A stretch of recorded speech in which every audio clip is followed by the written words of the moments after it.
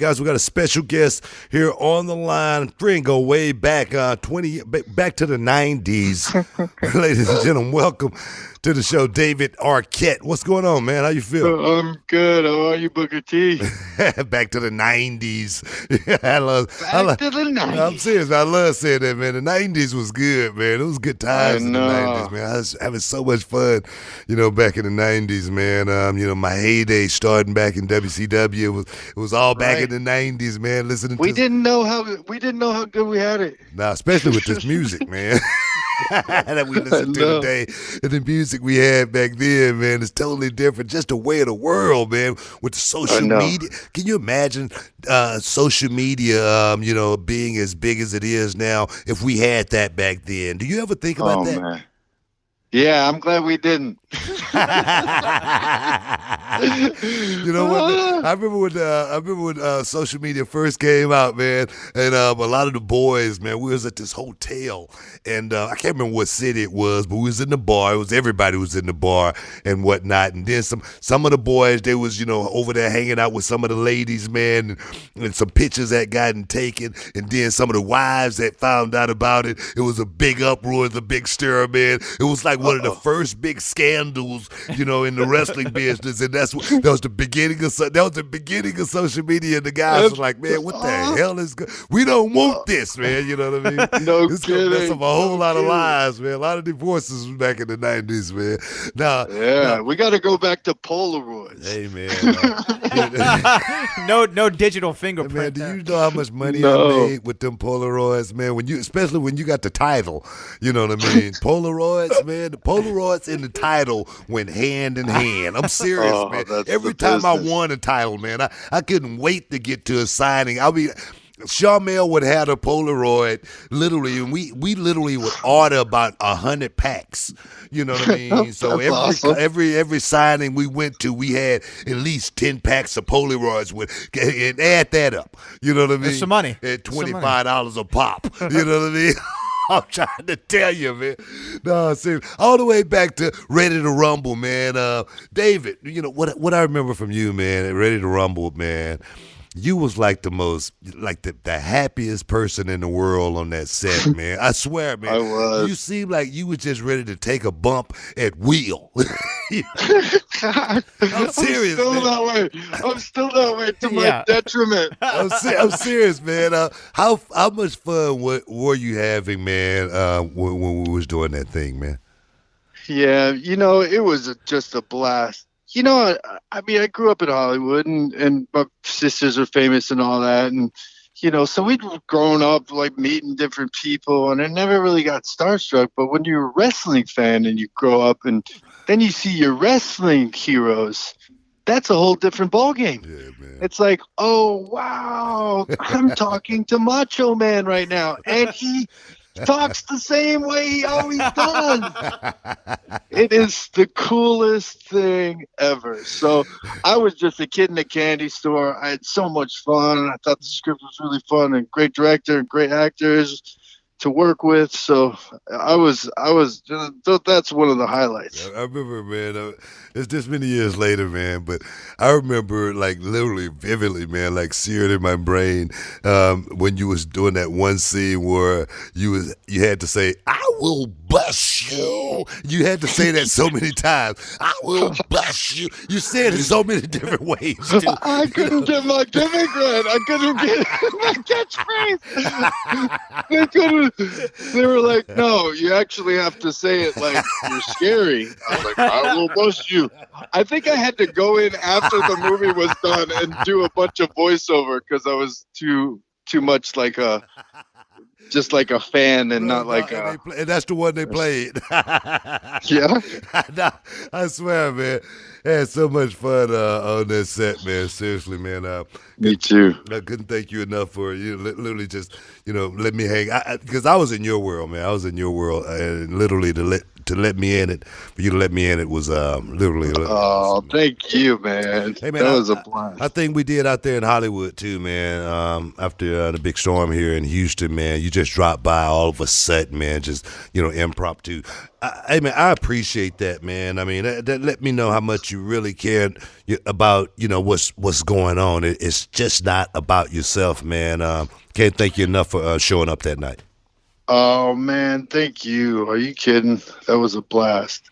I was a, I was. I'm a huge fan. I've always been a fan, and you're one of the greatest ever. So it was fun to sort of just, a lot of people get down on me for whatever, like just deciding to, agree to get the belt or whatever. But in retrospect, after I've been talking about it a lot, it occurred to me the real reason I did it was I had an opportunity to travel with you guys. I Yeah, had an right. opportunity to see behind the curtain, and fans don't necessarily get that opportunity a lot. So with all the negativity, I mean, it's also been a great blessing, and just to be included in the wrestling world. You know what I mean? The fans are the greatest. They really are. I mean, I've been shooting a documentary about my experience and coming back in the ring and just going around and meeting people in Canada and New York, and I'm going to Pittsburgh on the 8th for House of Hardcore, and just meeting the fans is really what it's about. I love the fans, and the more I'm getting into it, and the more I'm getting comfortable in the ring, and the more I'm getting comfortable walking out of the curtain, more I'm getting comfortable going over to the fan and talking to him, having that special little connection. Yeah, yeah. And then in the last match I had, which was an insane death match, which I won't be doing again, but Probably a good but idea. I'm going. Yeah, I just got the stitches out of my neck. Oh, Walk us through that though. Yeah, What yeah. what was going oh on there? yeah. Well, I was supposed to do a game changer event during SummerSlam, I think, in New York, and it didn't work out with my schedule or whatever. So I had to back out last minute. And I was supposed to wrestle Ethan Page, who's an incredible wrestler, and so is Nick Gage. I'm not like knocking that guy, but it wasn't going to be a hardcore match. It was going to be a regular match. But then Joey Ryan got injured recently, and so they had a slot open up, and it was in LA in my hometown. He's sitting here because Nick Gage, I wasn't really aware of him. I mean, I knew of him, but I wasn't aware of the extent of sort of the whole thing Yeah, yeah. after I started researching him. And I was like, what am I getting myself into? And It's like you see a picture of Sabu. Yeah, yeah, yeah. yeah. I know Sabu's been instant messaging me. Oh, he slipped into my DMs, and I'm like, oh, I'm scared. I'm scared. But so I agreed to do it, and I'm crazier than a lot of people. Well, some people know. I mean, Hollywood definitely knows. That's why I don't work quite as much as maybe I'd like to. But I'm real. You know what I mean? I'm not scared of. I always loved Mick Foley. I always loved Terry Funk. I always loved Jake the Snake until he said I should get a day job. I heard that on Rogan. I got a day job, Jake the Snake. I got a day job. I got a day job. Thank you. No, man, that was a serious moment, though. That was a serious moment. The match, definitely didn't turn out the way you anticipated it would have, and you end up going to the hospital. And and some say, I don't know. You tell me. Some say you came close to death. Well, it hit me in my box, which is right in the area. Missed my jugular by like a millimeter. But so what happened was yeah, I'm learning a lot. I'm still in the process. Right now. I got a ring in my backyard, and I'm training right now, and lightly training right now. But I got my friend Jungle Boy and Royce Isaacs back there training, and I just watch them sometimes just to sort of see what just understand this game a little more. Yeah. So what happened was I I don't want to break any confidentiality, so I try to be a little No, definitely sensitive understandable. about Totally, stuff, about what totally. I talk I'm about. But some kayfabe. I'm things happened kayfabe. that I wasn't ready for, and I reacted in a bad way where I pulled his legs, and when I pulled his legs, the piece of light tube hit my neck. So I cut a couple. I got like 3 stitches in my neck muscle, and had like 10% of my neck muscle got caught, and it missed my jugular. So I covered it up, and I walked out of the ring, and I said to my friend who's actually Jungle Boy's dad, Luke Perry.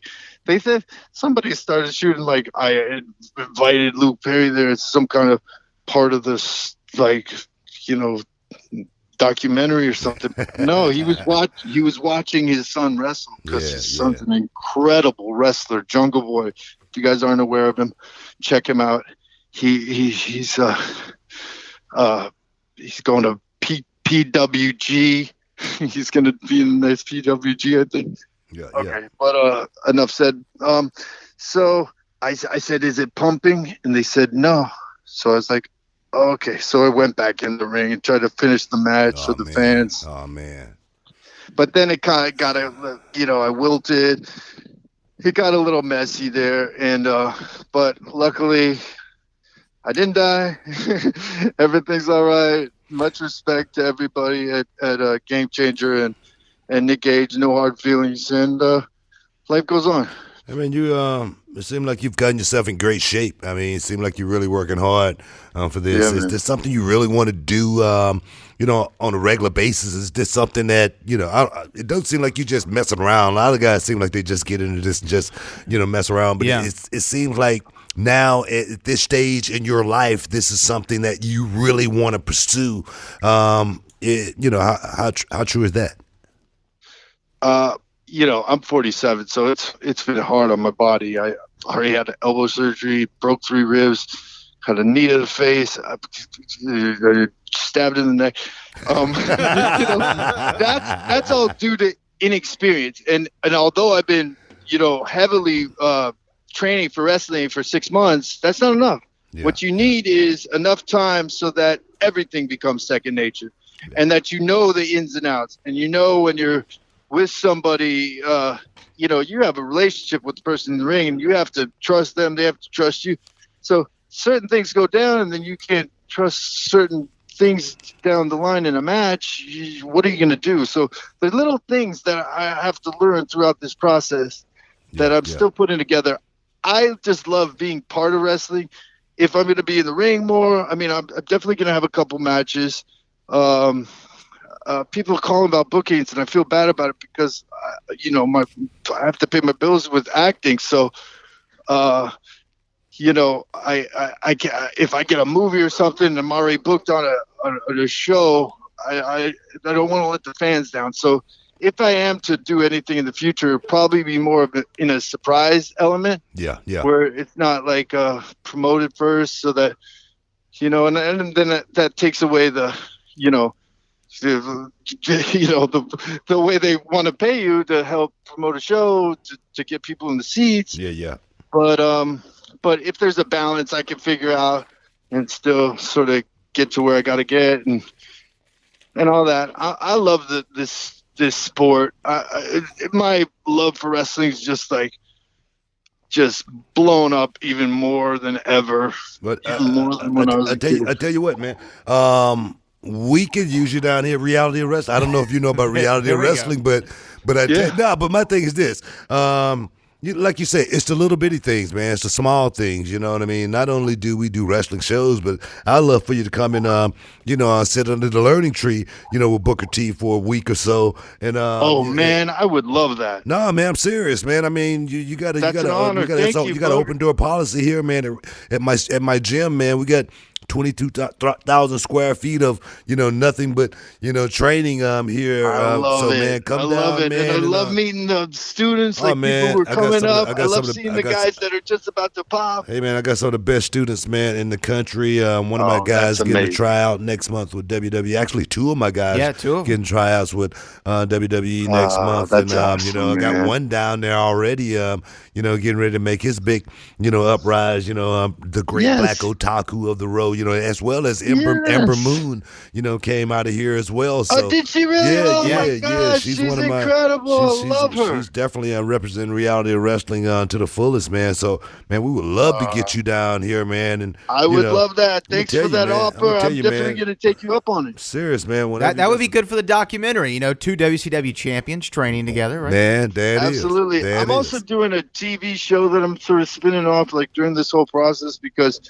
you could only tell so much in a thing. And my whole point in coming back was to help put people over, like shine a spotlight on talent that's out there that maybe not, if you don't get a call from WWE, I mean, you got Ring of Honor, you got, Impact, you got New Japan, but then if you don't hit those guys, it's good that they all have, Beyond Wrestling, you got Powerbomb TV, and you got all these really great different organizations that you could now go online and see them.